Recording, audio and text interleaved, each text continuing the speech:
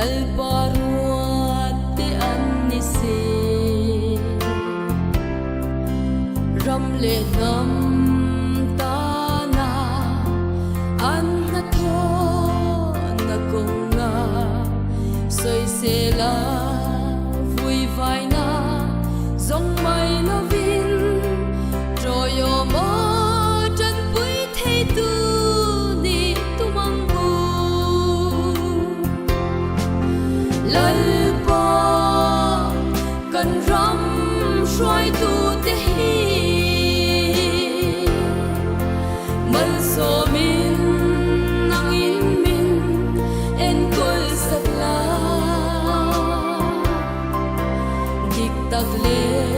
thiang him taka nung turin ram le nam en kol na tin renga jan puin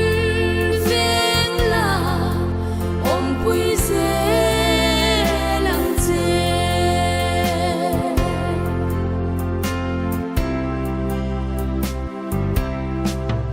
ram le nam an mangai vang hianin soi chiat le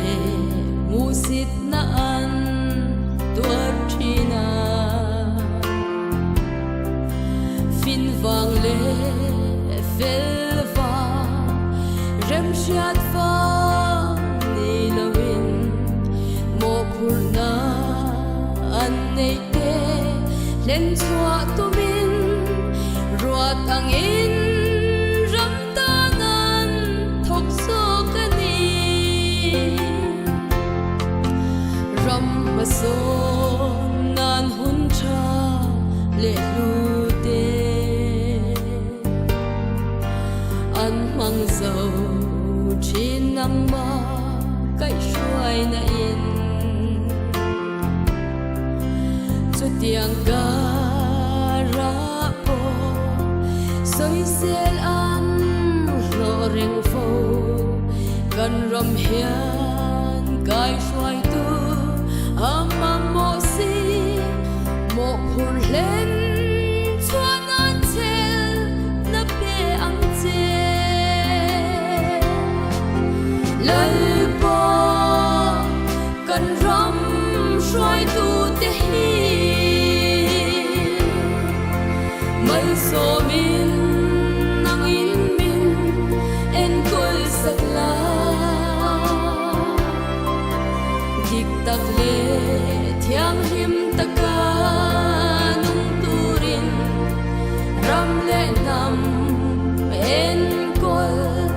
na tin renga ran puin ven la om pui se lang che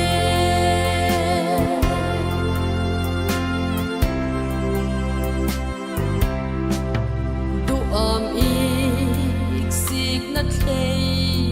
bik na te tau na te thin ur phu balak na te an nun ata nang ngin pai po sak sela mangai na tenen nang maron selin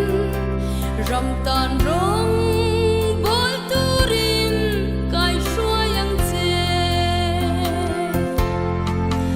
lalpa om pui na tel lo chuanin kan ram moi zo ram Christian ram nuam hi ram thiang him chen na lak ating don silo idu zong lom zong ting lo ma ila ikai shuai na ven him na kan ngai ani lalpa kan ram shuai tu te hi mal so min